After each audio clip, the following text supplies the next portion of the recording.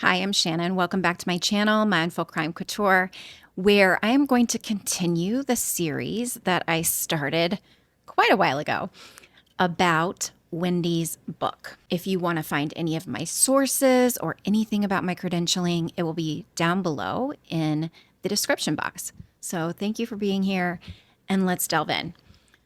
I purchased a copy of This Is Our Story on eBay. I did that so Wendi would not see any of the proceeds.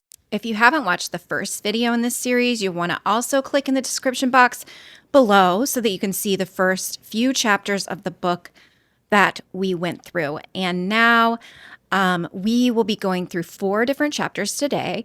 The chapters are going to be 6, 9, 12, and 15. As you remember, between the chapters that were written about Lily, the public interest lawyer, there are also chapters that are meant to be from the journals or diaries of the other 2 characters in the story, Mila and Rosa.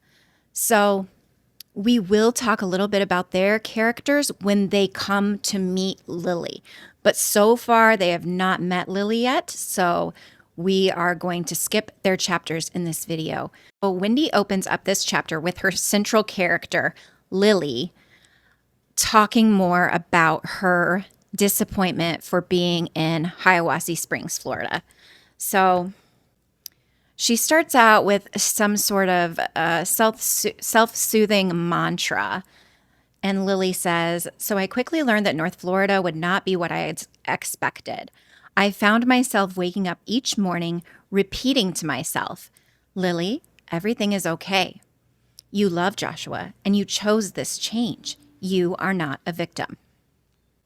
So, as you remember before, I showed you the graphic of what the things were that I was going to keep track of, and I have added more things to that graphic from these chapters. So, just as a refresher, here's what we're going over. So, another thing that we're tracking on the graphic is mentions of the character Lily's family. And, you know, if you watch the first video, you realize that she really truly believes that her grandmother and her father and her mother have some extraordinarily sage things to tell her. And so in chapter 6, she talks a little bit about the character's family of origin. So she talks about it in a footnote. And I think also this is a little bit of a nod of, I know that I'm a white woman writing this story, but this character isn't just a white woman. So let's see if you agree with me here. I didn't have a particular interest in immigration or immigrants. And then the footnote says, maybe that's not entirely accurate. My mother is from Buenos Aires, Argentina, and her parents were originally from a country that no longer exists somewhere in the former Austro-Hungarian Empire, now modern-day Poland or possibly the Ukraine. They left Argentina when, and then she has in italics, Mami was in her late teens. When my grandparents felt the stirrings of dictatorship, they took their daughters to the United States and wanted them to be as American as possible to keep them safe. They celebrated Mami's marriage to a blue-blooded American guy like my dad, James Daniel Walker. Interesting, as we also see that the accreditation of the photo is by Harvey Jerome Adelson. Wendi really seems to like to, have these full names throughout this story in this book. So, blue-blooded American like my dad. I digress. I recognize now that I am the child of an immigrant who is descended from immigrants, but none of this resonated with me at the time. The next thing that we hear about any sort of family member is that she mentions ever so briefly this, and it may just be a throwaway comment or joke. We're not quite sure yet.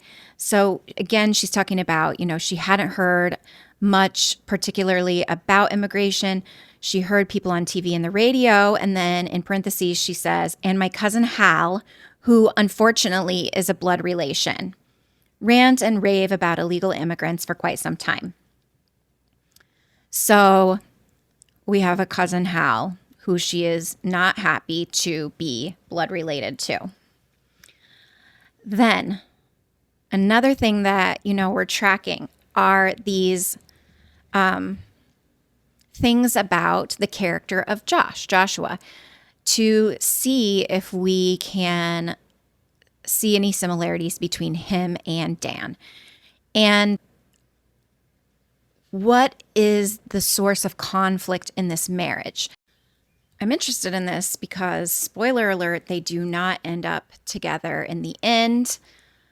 And so far in the book, she's wildly in love. Lily is wildly in love with Joshua. And so I really want to see what happens, what goes wrong.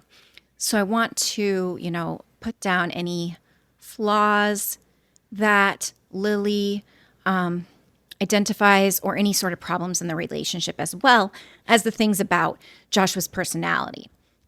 So the next thing personality-wise that I notice is that Wendi's character, Lily, she calls herself a type A personality.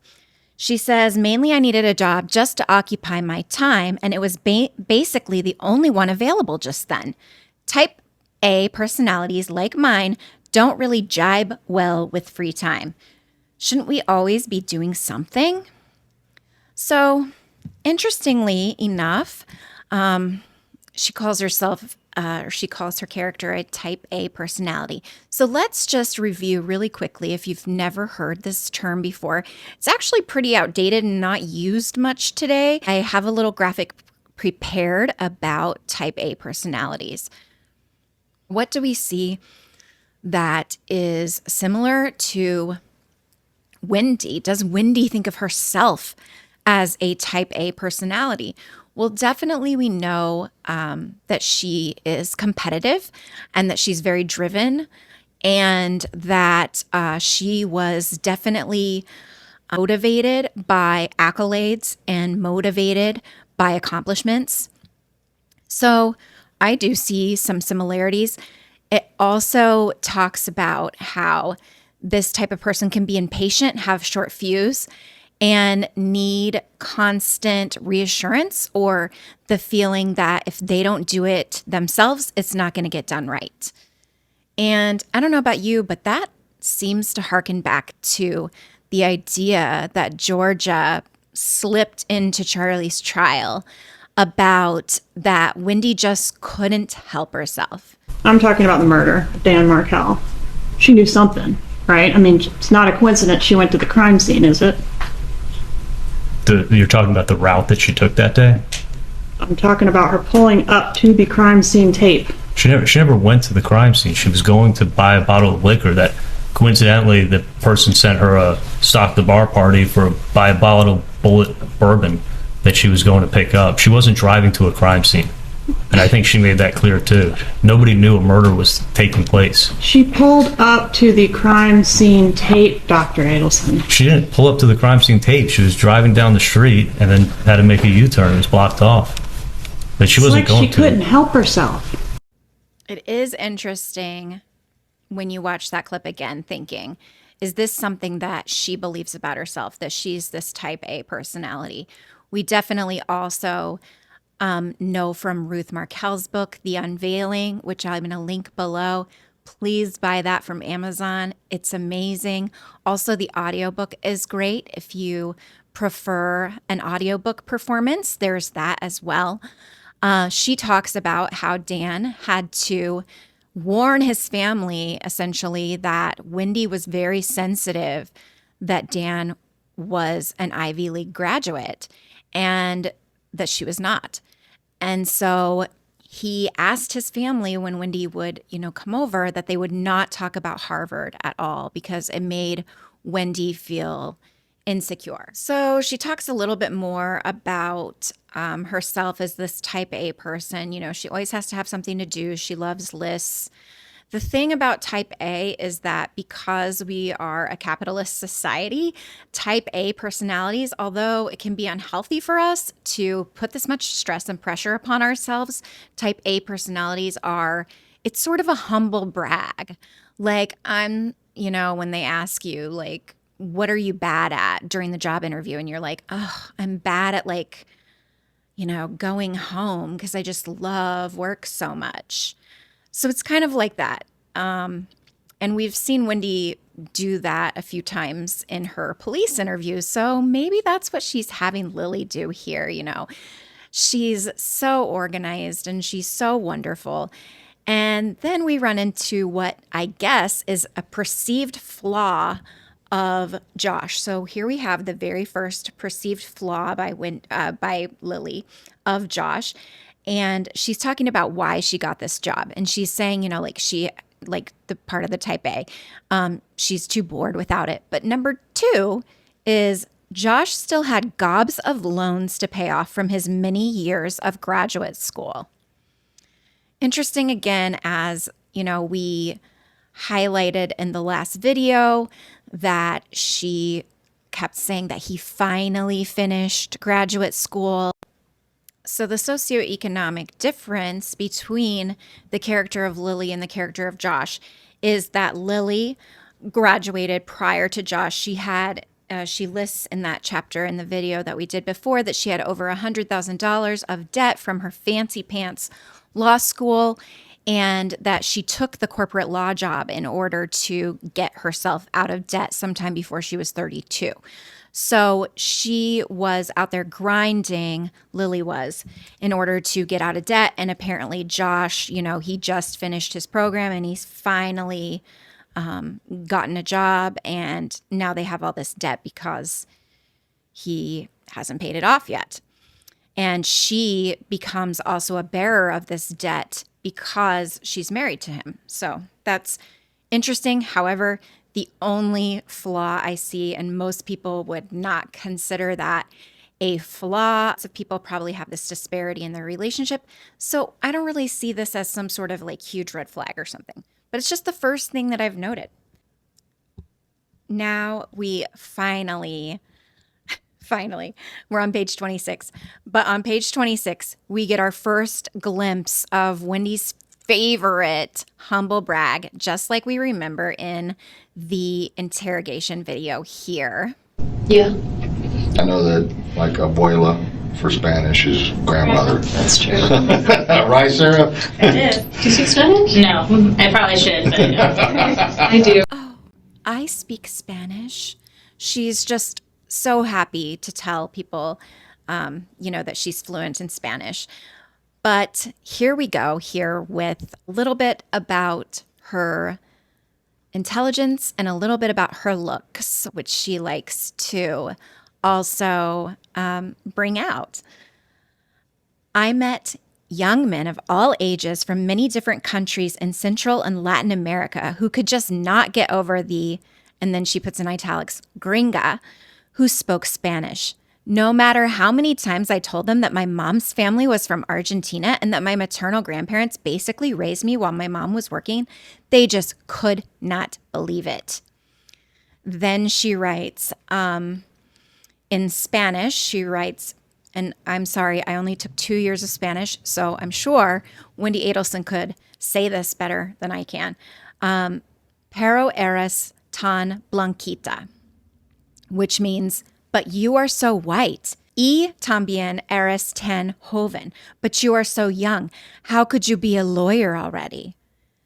How do you know Spanish again? I cannot overemphasize how much I enjoyed this constant assertion, no matter how false it might be, that I could not possibly be old enough to be a lawyer. The only thing I said I discussed is I walked over and he was like, "Can I see your ID?" And I was like, why are you laughing? I could be 18. And so I was like, I love to be asked how old I am. I'm like, I'm old as dirt. Here you go. And so I handed it to him and he's like, "You're not old." Some of them were at least 10 years younger than me, but lives lived outside, doing construction, picking fruit, chasing dreams on this side of the border.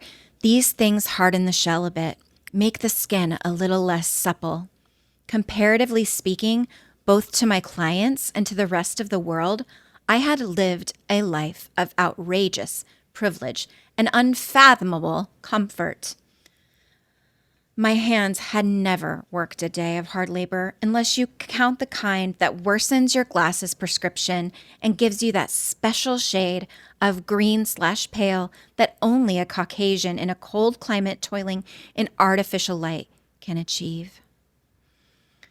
So again, just like we saw in the interrogation video, she loves the idea that people think that she's young and attractive.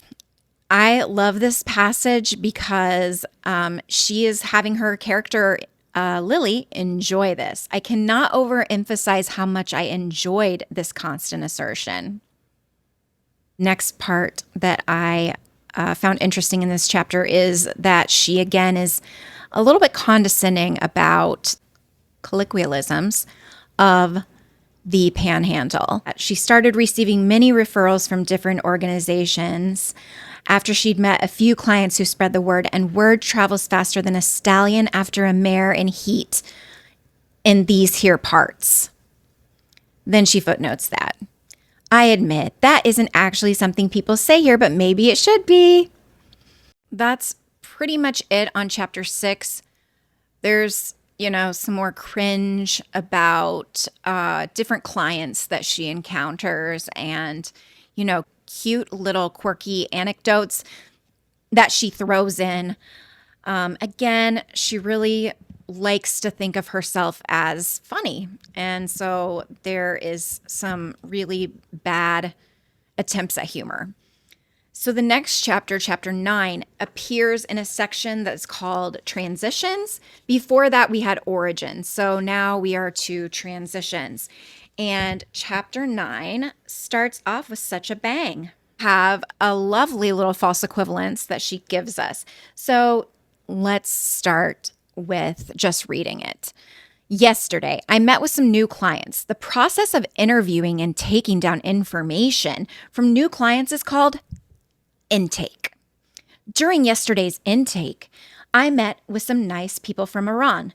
As I sat with my prospective Iranian clients, I was simultaneously dumbfounded and amused.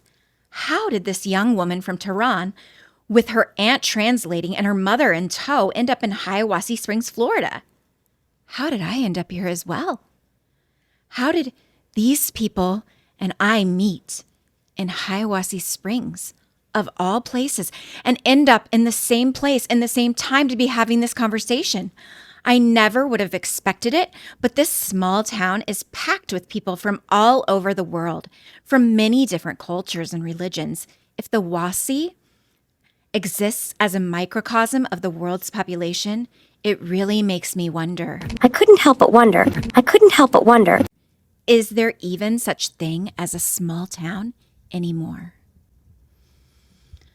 So, right away, she compares herself and her plight of being stuck in this small town to this woman who is in a country other than the one that she was born in, who has to have a translator, who is there for legal services and needing help with immigration, to herself, who's the one sitting there in power with the law degree, with the ability to speak 2 languages in the country that she lives in, and is clearly, very understanding of what's going on around her. So even though Lily is a lawyer, she doesn't seem to notice the logical fallacy of false equivalence here. Also continue on with the theme in this chapter of that she does not like life in Hiawassee Springs. So she says, all this time, and I'm starting to really love this job. Other parts of life in Hiawassee Springs, I love a little less. And then it becomes a little bit more of the condescension about the town itself, where she says even though it has, richness and human diversity that she talked about just the paragraph before, it also has all the small town charm, which she puts in quotes. So, guys, here we go. This literally was mind blowing to me, and it might not be to you, but this is worth the price of me buying this book in itself, because things repeating in the Adelson's life and their amount of coincidences that we talked about before that surround them are just, if to be believed, it's very bizarre. So on chapter 38 of chapter 9. Oh, first, before we get to this point, I also want to say that right before this, she compliments Josh again, and she says that he's going out after work, but he always invites her. So he always invites her to these work after hours things. So apparently, he's very loyal and he wants her to be with him. She decides instead to stay home because she likes to have a little bit of alone time to decompress. And she talks about what she's going to do while she's alone. Here we go. When you're single, you want to be married to have that special constant companionship. Then you get married and you miss the alone time you used to have too much of. Happy, I guess, is somewhere in the middle. So there I was, relishing some pre-marriage type alone time. I was sitting on our broken, deformed couch, hoping to catch a few minutes of a Gilmore Girls rerun. We had a television that only played 3 channels. And I found what turned out to be one of the first episodes of the Gilmore Girls on TV one afternoon.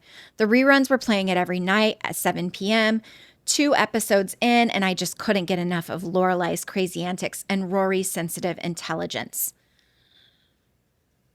Okay. She owns a TV that she doesn't say we don't have cable, we don't subscribe to cable. She says the television only plays 3 channels, which I thought was a really weird way.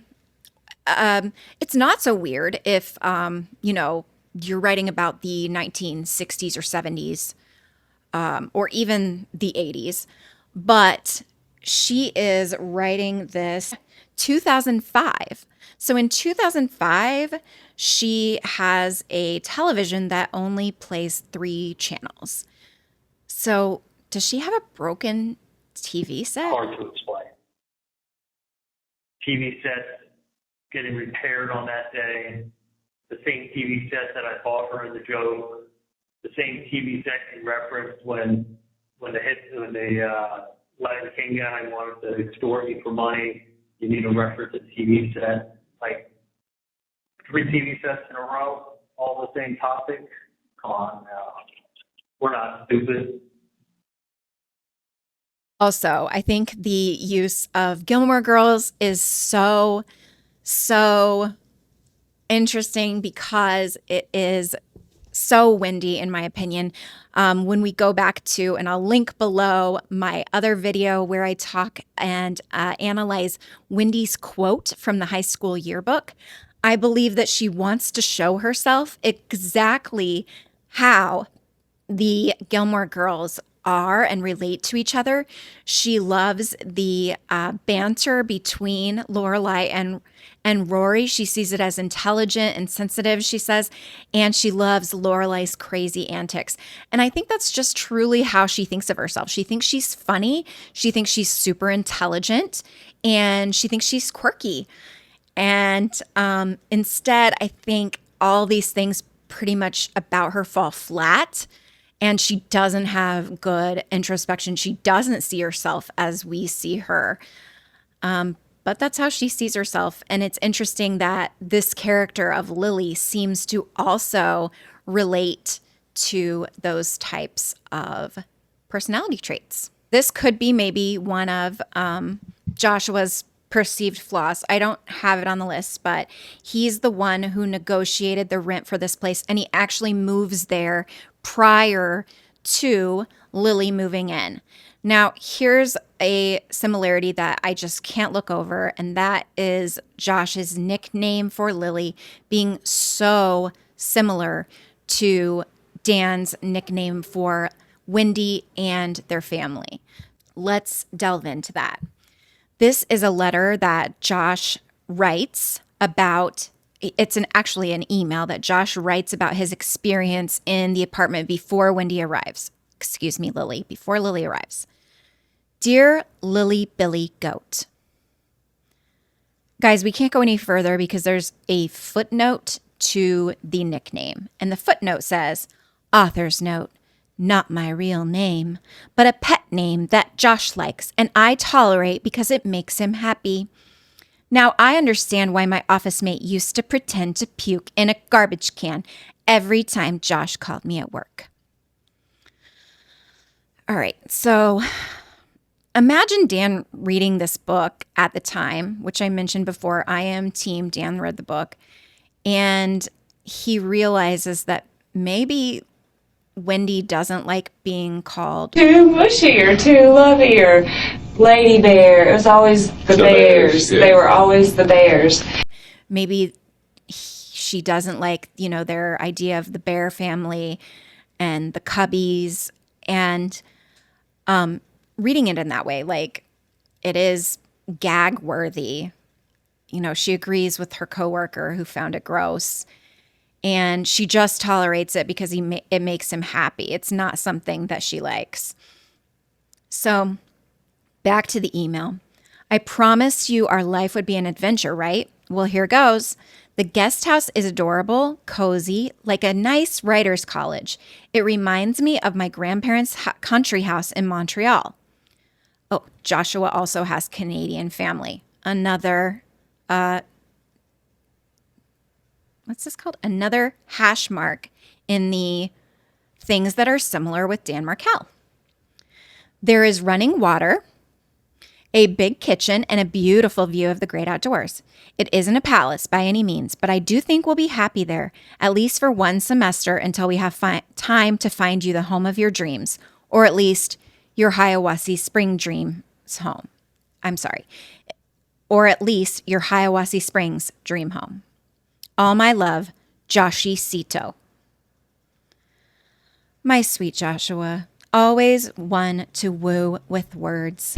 If you go back and look at his Facebook page, it's happy 60th wedded bliss, 60th month, or, it was like, who says this stuff? He's too mushy or too lovey or.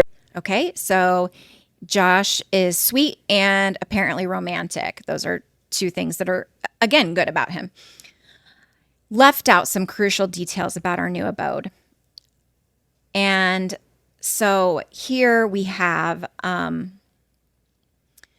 another disgusting reference and just callous and tone-deaf way of talking about sexual assault.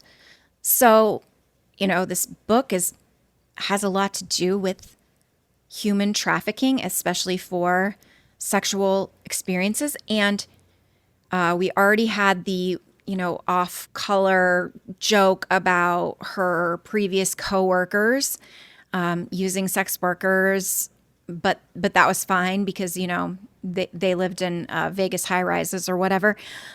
So here we go again. And I cannot reconcile these things being inside of a book where you're saying that you're such a staunch advocate for the way that you should speak of sexual assault. So here we go. Jeannie is married to a large man named Stuart. For some reason is called Joe C., the initial C. When said fast, it sounds like his name is Josie, which is a woman's name where I come from. Joe C. is a recovering sex addict who needs structure to maintain emotional equilibrium. To achieve this structured environment, Joe C. enjoys woodworking, which I suppose is another attempt to replace the other work with his hands, which got him into trouble with the neighbor's teenage daughter, Molly May. While Joe C. enjoys all kinds of woodwork, he is most fond of right angles. For some reason, they quell those illicit sex cravings like none other. For obvious reasons, I avoid Joe C. It's disgusting, first of all. Like, that wasn't got into trouble with the teenage daughter, the neighbor's teenage daughter, got into trouble. No, this sounds like pedophilia. And it doesn't sound like he is a sex addict. It sounds like he is a pedophile. So, and he should not be anywhere near children living next door to him. So but instead, what Wendi wants to write about in this part is, this funny little joke that she has, that he's most fond of right angles, and for some reason those quell those illicit sex cravings. It's not illicit sex cravings when it's pedophilia. Also, as I mentioned before, I was going to talk about Wendi's body image and anything that I find that she puts about the other characters' body images. And we see that with Joe C. She calls him a large man, but that isn't really where she stops with that. She goes on to say, at that moment, Joe C. entered the room with his corpulent midsection flopping and exposed, fresh from a jog or playing with the horses. I wasn't entirely clear from the smell. I venture that Joe C. might have been jogging because he was shirtless, shellacked with sweat, his largeness packed like a sausage into very tiny black shorts with the requisite long white socks and sneakers. Then she footnotes that. It's number 26, if you're keeping track. In a word, hot. I want to believe in that outfit, in that sweaty state, he could have only been jogging. Work with me. Again, gross. And not funny. So with that body shaming, fat phobic bit about the neighbor, we end chapter 9 and we're going to move on to chapter 12. Okay, chapter 12. So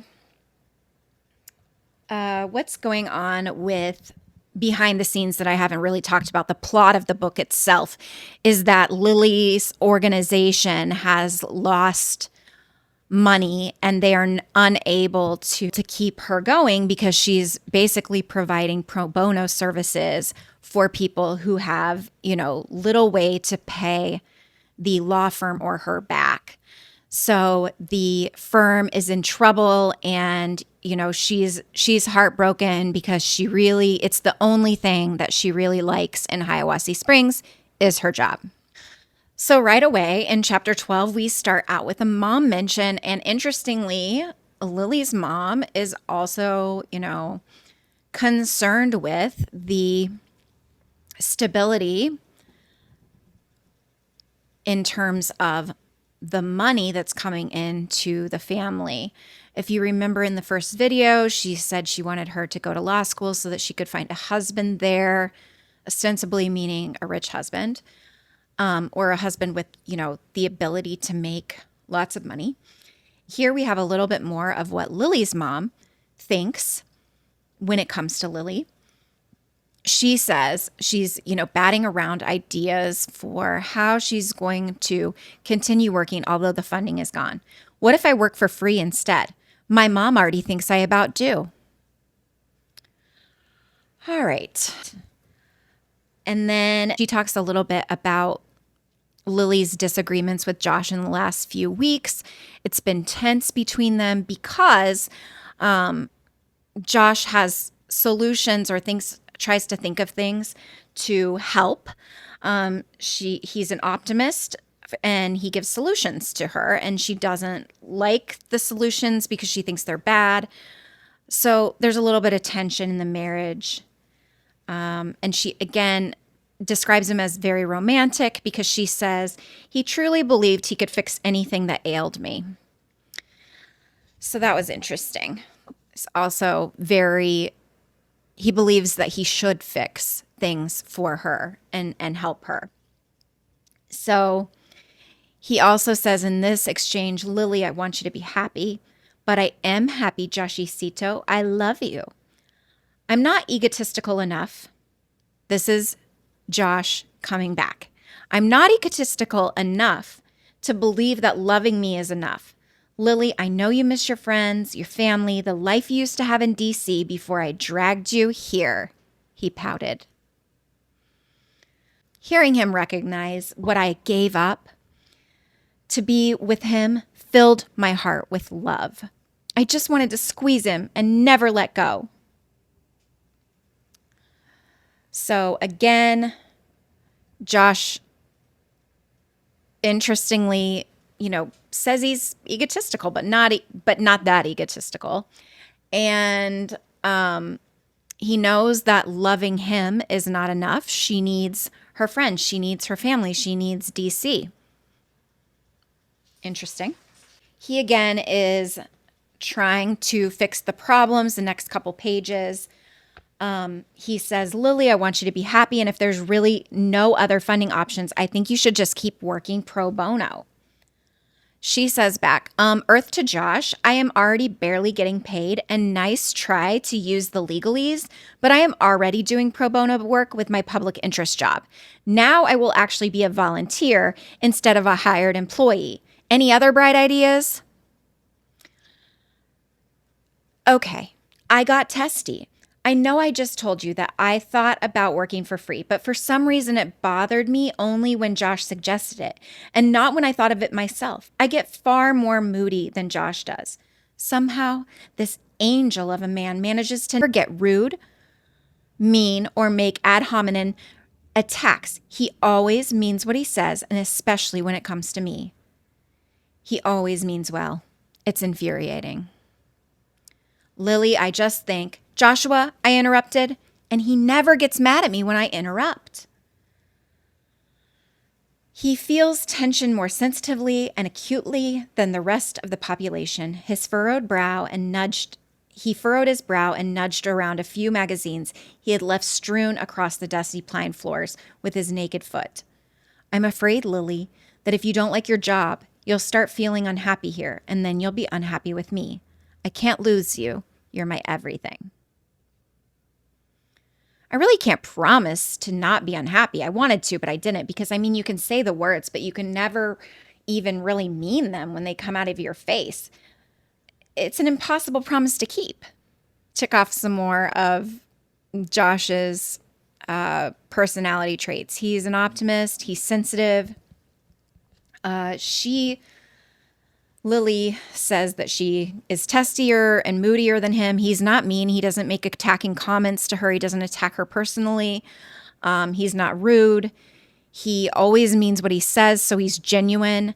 And he always means well when it comes to her, which is infuriating to her, which she says is a little joke.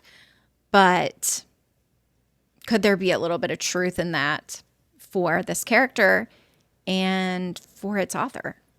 Here comes our first big explosion in the marriage, and it starts on page 57. Lily, he had composed himself to a less sad Josh by now. Maybe this IJC, which is the name of the firm, thing might be a blessing in disguise. Maybe now would be a good time to try to start our family. Like an explosion inside me, I felt every emotion at once, and shards of my former pre-married self lodged into my heart, my brain, and my gut. I didn't even know what to say. I'm 35 years old. I'm married to the man I want to spend forever and after with. And I have already finished all the schooling I ever want to do. Why was I freaking out about this? Josh, I'm not sure that I'm ready. So, interestingly enough, I don't know what you guys think, but I think that passage is one of the best passages, best written passage, and the most true passage that she's had in this book. I think it was really genuine.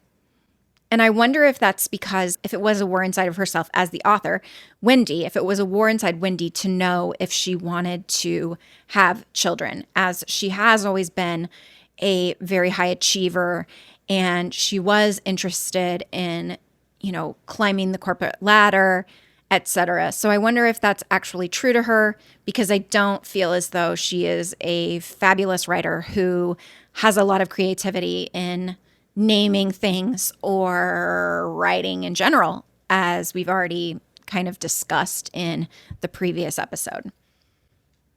She then says another personality trait of Josh is that he can lose himself easily in the written word. It's his best medium. So this is totally speculation, but I'm wondering, because of what I said, because I feel like Wendi is not super creative, and I do feel like Lily is Wendi and Josh is clearly Dan, and the parents are her parents, except, they were brought up in Argentina or whatever she wanted to throw in there. I don't know if the character of Josh is completely a picture of Dan when it comes to that he's an English professor instead of a lawyer. He's very sensitive. He's very into the written word. I almost think that maybe Josh, and this is pure speculation on my part, could be an amalgam of Dan Markel and another person that Wendi dated in her past. And it would have been her recent past. And then that's actually someone she got back together with shortly after the separation. And he was also named Daniel, and he's a theater professor. And so I just thought that was interesting.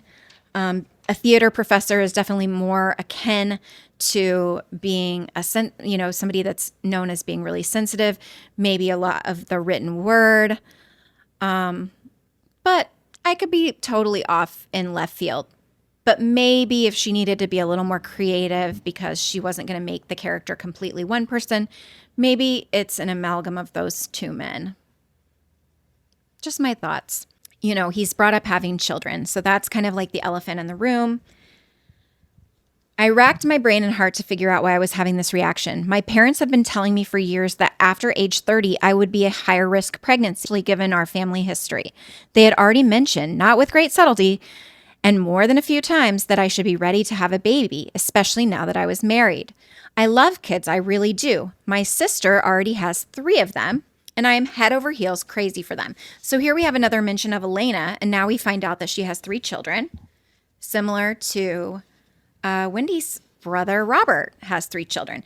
Elena's children in this, so Lily's sister Elena has the children James, Ella, and Ruby. They are healthy and rambunctious and so much fun. I love watching the way my parents adore being grandparentdom,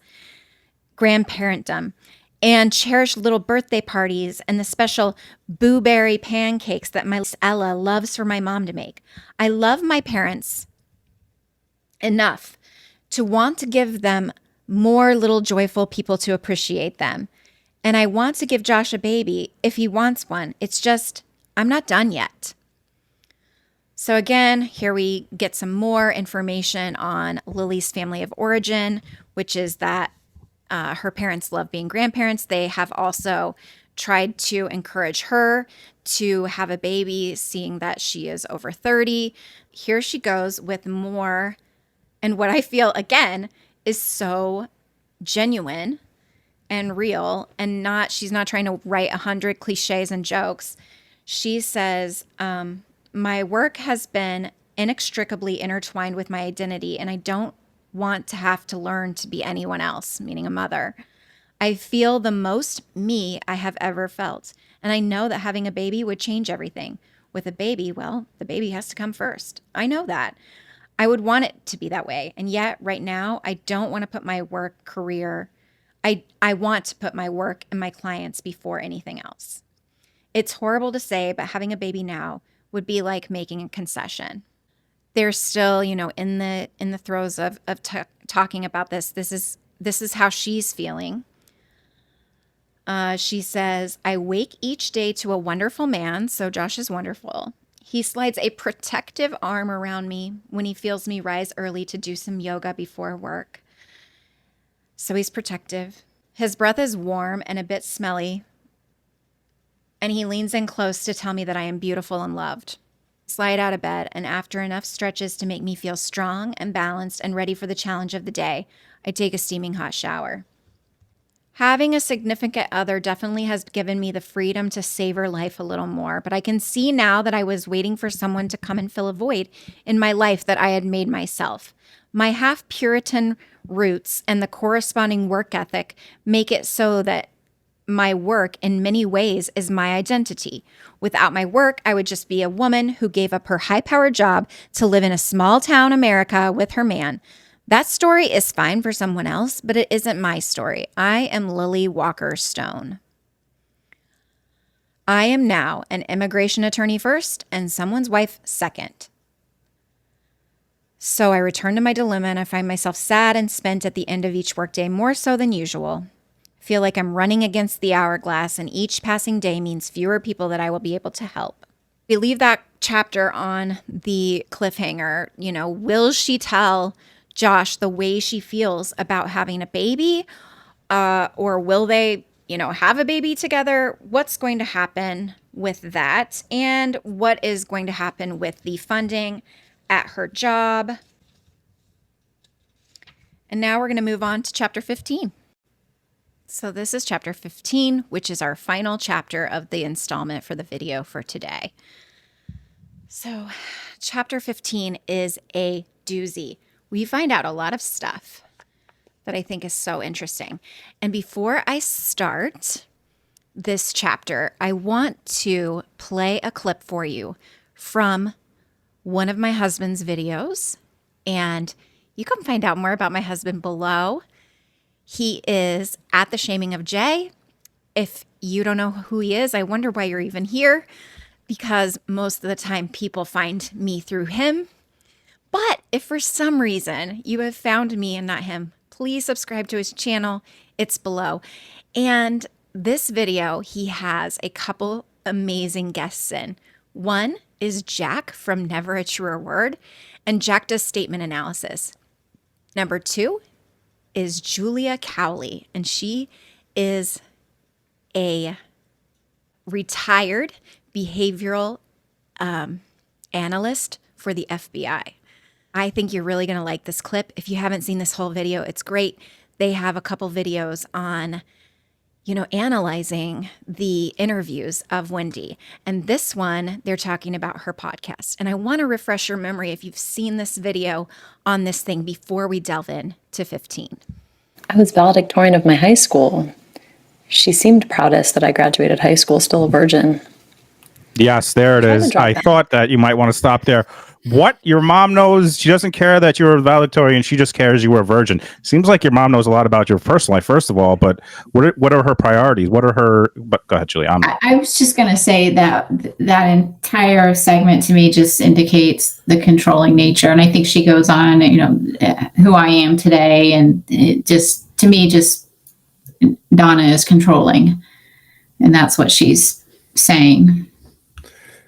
Yeah, she says, I'm many of the things I am because of who my mom is and who she wants me to be. So present tense. There's none of this theory that she's a grown adult child, so that the parents set a tone to a child and, told them, gave them values and guidance on how to go out and live their life. Mom is still, in the words here, telling her who she should be, and by the way, if it's my mom wants me to be, she's not there yet. So Donna is still telling her how to live her life, what to do, and Wendi is not living up to Donna's ideal, in her words.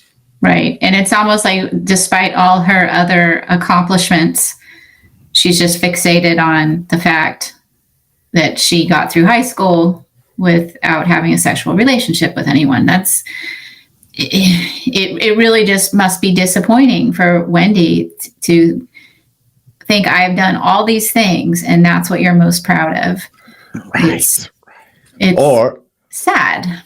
Yeah. I was just going to say, or is it that this speaks to childhood issues and childhood traumas? Because in this section, Wendy goes back to her mother's childhood, the spelling bee, and she goes back to her high school. So she's a long time out of high school when she's doing this. You know, she's achieved quite a bit in her life.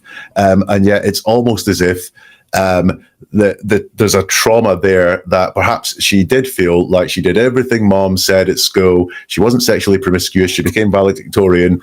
And yet she's still not being good enough for her mum at the time. And she's still not good enough for her mum because I'm not the person mum wants me to be. And maybe, go ahead, Julie. Oh, I was just going to Jack, you and I think so much alike. So this is way toward the end, but when I look at combining what I noticed in her interview versus what her writing exposes about her, there's something I wrote. Is there a past experience that makes her particularly observant and heightened awareness of surroundings, but having emotional numbness? This is all Wendy, and there's trauma. There's trauma somewhere. I'm not trying to make anyone feel sympathetic for her, but there's some trauma going on. That was sort of my whole summary there. But Jack, I completely agree with him. So at the time, I really wasn't sure what, if anything, that could mean. And then I read chapter 15. And I'm going to read a little bit to you, especially this beginning. I can hear my heart beating in my ears. It's loud and my hands feel slippery. Maybe my uncle won't find me here, hiding under the desk in my father's home office. I can still hear laughter and talking above the music coming from the living room. I try to quiet my thumping heart by singing a lullaby to myself quietly in my head. I stop my quiet singing. What is that? Thump, thump, thump. My ear is pressed close to the ground. I can hear footsteps. Oh God, no, please let it not be my uncle. Liliana, where are you? I can hear him calling my name. I try to curl further into myself, balled up on the ground, huddled under the old oak desk. The footsteps stop. There you are, he says. Were you hiding from someone, foolish little girl? I look into his face, but his eyes are replaced with oozing pools of blood. That was all in italics, and she says, the character Lily says, I woke up panting and sweating all over. The uncle bleeding eye dream. It's been years since I've seen that face, felt that fear. I'd had enough therapy to know what it meant and to try to get over my childhood traumas from that bastard uncle of mine. But here it was again. I sigh, peel away the covers from my overheated body, and get out of bed. Now looking back on that video, knowing that information, I think it's just interesting that there might have been, some sort of similar trauma for the author, Wendi Adelson. And it is supposed to have been a little bit of time between this chapter and the last chapter. So as we left in the last chapter, they had this discussion, and it really just didn't go anywhere about having a child. One of the hardest parts of these days is what all my mood swings are doing to my sweet Joshua. She's having mood swings not because she's pregnant, but because she's very worried that she's going to lose the funding at the job and that she's no longer going to be able to help all these people that she's helping. So I know that he wants so desperately to be supportive of me, and even though he says that he is, he feels miles away since our discussion about the baby. I was going through our mail last week, and I came across a letter from Cornell. Okay, it was addressed to Professor Joshua Stone and not to me, which I understand is a federal offense, but in our sorting of household duties, I am in charge of opening and filing the mail. So I opened and read the letter, and it was from the head of the English department at Cornell, who was responding to a request Joshua had made for information about their hiring needs and tenure clock. And well, Mr. Dean of English seemed very interested in Josh and his enormous talent. Oh my God, was Josh looking for a way out of Hiawassee Springs? Was he looking for a way out with me or without? I filed the letter for Josh and put it in a separate filing cabinet in my head, where I'll store it until I figure out what in the world to do with that information. when not building new defenses against my husband who might be secretly plotting to leave me. What? This is where we're at. This is, you guys, like, I read this and I was like, whoa. There's, Miss Lily has some, like, anxious avoidant attachment or something. Why does she think to, first of all, she, reads this letter, which is marginally shitty that she reads this letter that's addressed to him. But then she files it, which is weird. I mean, I don't know about you guys, but if I file a letter, my husband is never going to see it. So I might as well not, I might as well throw it away if I'm going to file it. If I want him to see something, I would obviously bring it to his attention and be like, hey, babe, this letter came for you today. I opened it up. I'm sorry. I am now, a federal, I don't know what you get, a misdemeanor, a felony. I'm a federal criminal and I'm sorry, but this came and can we talk about it? What's going on? But instead, she decides, she cooks up in her head that he's going to leave her, even though in every other chapter, it's like he's obsessed with her. It's her, his whole life is her. But now she believes somehow that he's secretly plotting to leave her. So she builds up these new defenses. So that's interesting, and really rang all my alarm bells for some sort of attachment disorder type of thinking.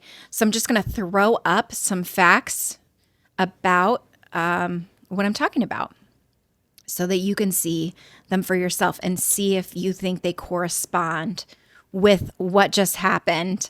Again, there was no precipitating event where they had this knockdown, drag out fight and he mentions divorce or whatever. We just went from maybe he's been a little distant since the talk about the baby where I didn't even tell him my feelings at all, to that he's probably planning to leave me and go to Cornell and leave her in Hiawassee Springs. Okay, so those alarm bells were going off right there because I just did not think that correlated with the rest of the story that she's been telling us. You know what we haven't had?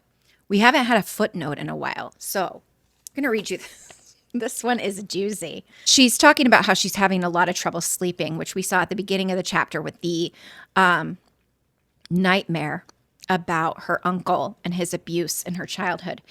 She says, I have even more trouble sleeping through the night these days, and my dreams are plagued with disturbing images. So I don't think this needs a footnote at all. We already know the bloody-eyed uncle was at the beginning, but she gives us this footnote. And again, she had something really genuine, which was that childhood trauma moment that rang true. And then she ruins it with this footnote. Oh, come on. Are you really that curious? Do you really need to know every alarming thought my crazy little head comes up with? If you must, I will indulge you.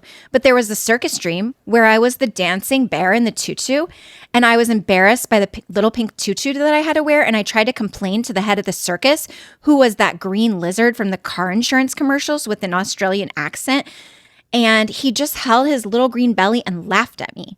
Then 2 nights ago, I had this dream that Josh and I were living in Greenland, which is the cold and icy one, often confused with Iceland, which is the one with the very pretty country with the great view of the northern lights and the beautiful women that pirates used to steal.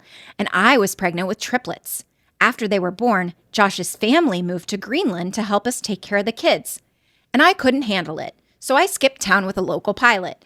And we moved to the part of Alaska where we spend half the year bathed in light and the other half of the year shrouded in darkness, and all year long with a pet moose named Sphinx. I love that moose, and I like the pilot well enough, but still, I miss Josh and the kids growing up in Greenland without me. There's a lot to unpack there. I mean, first we have the circus stuff, which I think harkens back to Weakest Link. Am I ever going to have a video about Wendi Adelson where I don't show the Weakest Link clip? It ain't this one. game show. Wendi, have you always wanted to work at a think tank? Is that what you want to do with your life? No, it definitely isn't. What have you always wanted to do? When I was little, I wanted to be a giraffe. So there we get the circus reference. But then we get the whole, like, Josh and I moved far away. And I had triplets. And I needed help raising them. So Josh's family moved. And she just says, and I couldn't handle it. After she says Josh's family moved to help them out. I just couldn't handle it. And so she skips town. She abandons her entire life and, goes off to be with a local pilot. And so she leaves for another man, but she misses Josh and the kids. Just really interesting from the author who did, if you believe the allegations that a lot of us believe, did blow up her life completely in order to get out of something that she just couldn't handle. And what she just couldn't handle was sharing the children in Tallahassee, Florida, which is where she did not want to live. She could not handle doing that for 18 years with Dan Markel. Just couldn't handle it. So she blew up his life. And I hope at some point her own.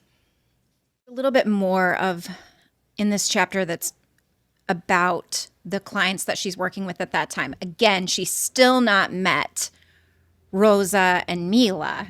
And we're now on like page 79 out of 233. So they still haven't met. But Lily is talking about her legal ethics and professionalism here. When working with child clients, I constantly put on different hats while navigating the bounds of legal ethics and professionalism. I probably hug my clients more than I should. In the interest of full disclosure, I hug the crap out of them. There, it's out there. May the authorities come and take me away.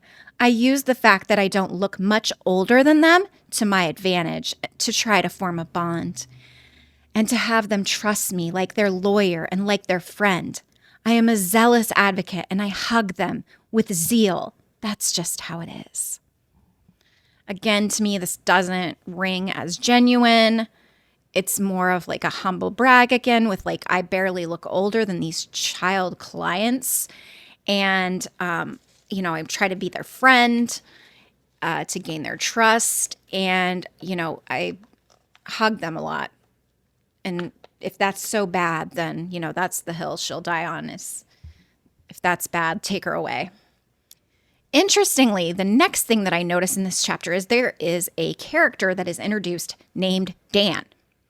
So this would be interesting to me if my husband wrote a book and all of a sudden there was a character named Shannon in it. I know my ears would be perked and I would want to find out, well, what's this Shannon character like? So enter Dan Thomas. Dan Thomas, one of the more colorful private immigration people in town, gave me a call yesterday morning. Dan likes to brag that he graduated very last in his class, but that he passed the bar, so people still call him lawyer. It wouldn't be my first go-to for a good joke, but he likes it. So Dan calls with a client in his office, and while she's in the room, he says, Miss Lily, which really he has no reason to call me since Dan is a carpetbagger from less southern places than North Florida.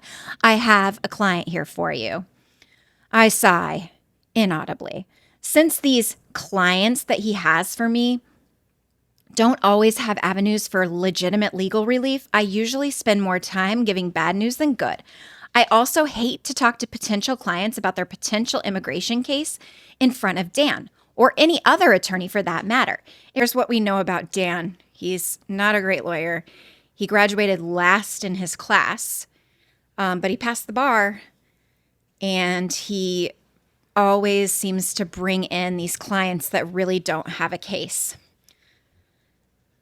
And then we move on with her comparison that she's making, which she's bringing in her dad again. So if this is about Lily's dad, it reminds me of when my dad used to ask me, doesn't your sister have beautiful hair? I didn't think that Elena had beautiful hair. It was a pale blonde color, limp and straight, but I also didn't think that the bounds of decency permitted me to tell the truth. I knew that she envied my full-bodied auburn curls, even though I hated my hair like almost every American teenage girl growing up. When I was young, I didn't have the fortitude to confront my dad privately to ask him not to put me in that situation. I just knew that I shouldn't tell Elena that I thought her hair looked like dirty straw stomped on by an angry albino horse. I mean, that's just not nice, right?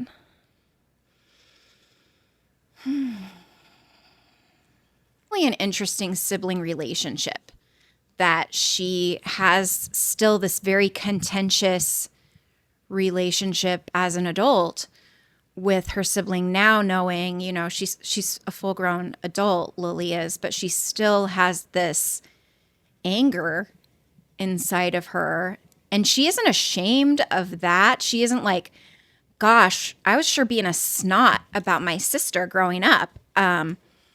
I used to think this about her hair, and isn't that mean? And, like most of us do when we mature. Instead, she says that she didn't have the fortitude to tell her dad not to, bring up her sister's hair or ask her to make comment on her sister's hair, because she thinks still that her sister's hair, that was an accurate depiction of it, that it was ugly, and she didn't like it, and she still doesn't like it. So just interesting that the level of maturity did not come up with this character, Lily. She didn't mature past that point. She still feels that way. So Dan ends up getting her this client, and it's a domestic abuse type situation where the wife is from Nigeria. Okay, so this client that she's introduced to by Dan is, her name is Osorobo, or Osa for short. I always ask about an unusual name, and I'm sure you are curious as well. Amongst the Igbo people of Nigeria, her name means God is the magician or miracle worker. It's almost like she was making it up. I mean, I had never met someone more devout in the face of so little to believe in. So now that we know her name and where she's from, there's this about her, which I think is interesting, that Lily highlights this about Osa. She says she missed eating fish, and although she and Robert, her husband, she asked Robert if he would buy some for her when he went shopping, he preferred turkey. So that's what they ate, and she tried to swallow it down, just like she did everything else for the sake of the marriage. I highlighted that passage because, again, like I told you in the first video, I'm going to highlight anything that has to do about food. And it was also interesting to me because there was a schism in how Wendi and Dan believed that they should be raising the children to eat, and the idea of keeping kosher. And was that something that during the marriage, Wendi felt like she was just swallowing it down like everything else? So that just was a thought that came up because I was highlighting that passage to put in the graphic about food. Again, we're bringing up Dad in this last couple of pages of this chapter. My dad used to be amused at the highfalutin attitude that folks who worked at fancy stores would take, like Tiffany's and Coach and the like. They acted as if they wouldn't take a month of their salary to afford little items in that store and treated the customers with privileged disdain. My dad really hated those salespeople. Hang on, because there's a footnote, so we'll come back to unpack that about the dad. Yes, ladies and gents, my dad was Originally from the South, he was born in Memphis and lived there till he was about 10 years old, and his family decided they'd had enough of all things Southern. I've always liked the few leftover expressions my dad held on to from his childhood, probably why I cottoned to the people and the expressions in Hiawassee Springs. It does feel a bit like coming home. So, Dad doesn't like that people that are salespeople at fancy stores would treat the customers with any sort of disdain, as they should recognize that they're working there and they really can't afford those items. So they actually don't have real privilege. Probably the people coming in, the customers, probably have the real privilege and the real money. So that little anecdote, I'm just like, what did you want to show us with that? That your dad seems like an asshole? Accomplished.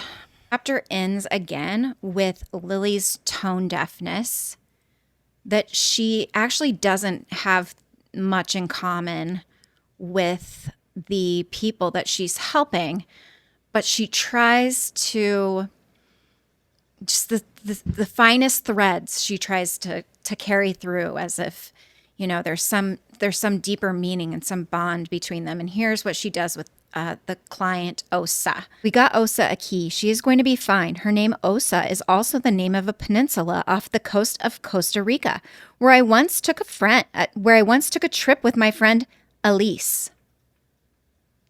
So Lily's telling us about her foreign travels with her friend. So she went to Costa Rica. We boarded a tiny craft to embark on our adventure to that remote island with the diverse and mysterious ecosystem. We got cheap tickets to Costa Rica, which we discovered later were such a good bargain because it was the rainy season. The seas were rough, and it took 4 times the usual measure to land our craft. We had 2 local Ticos navigating for us, and they seemed to manage the boat better when they had acquired more of our money. I would have given them everything I owned and hoped to ever get in the future if they would just get us to dry land. Elise and I spent the night in what would have been a very romantic locale for 2, had we been romantically involved, and not 2 old friends alone in a bungalow built for honeymooners. So why does Lily go off on this wild tangent about Costa Rica? Well, here we go. I digress, only to say that Osa is a name to me, means daring and adventuresome, but possibly a bit misguided. Never mind what your name might mean in your culture. Here's a story about when me and my friend went for a vacation, but the tickets were cheap, okay? It was super cheap to leave the country and just go to Costa Rica. The tickets were cheap. It was rainy season, guys, okay? And then, strangely, the natives of that country tried to make money off of us. The nerve. Oh. And anyway, we had such an adventure, and we stayed in the cutest little bungalow that would have been so romantic, but just in case you didn't get before, I am straight. I want to marry someone who won't change teams, and just in case you had any inkling that that was something that I was interested in, I'm not. So anyway, your name means to me the adventure that I went on with my buddy to Costa Rica. That's what your name means to me. As if this woman needed, or as if anyone needs another person to prescribe meaning to them, as if they don't already and can't make meaning for themselves, and as if their culture doesn't already have rich meaning for what they were named and are going through. Anyway, Lily, tone deaf again, ends that chapter like that. So that was the last chapter that we're going to read in this installment of the video. I will have another part coming up. I'm sorry that the second installment of this has taken so long for me to get around to videoing. I actually am doing more therapy work with clients right now. And so my schedule has been really packed with trying to juggle all of the hats that I wear. But I am so happy that you came and you spent time with me today and we went through this jungle of gross together. I don't know what I would do if I felt like I was reading this alone. I now feel like I have this whole book club where I can at least express my disturbance with so many things. And you're invaluable to me. So thank you so much for tuning in today. And if you could, I would really appreciate for you to share the video, to like the video, to, if you could become a subscriber because you want to see more, that would be great. Also, if you could comment, I love when, this is a book club. I love when you talk back to me and tell me your thoughts and give me your feedback. And I like to start discussions in the comments. So if you could leave a comment, that would be extra special. Thanks again so much for tuning in, and I hope to see you again soon.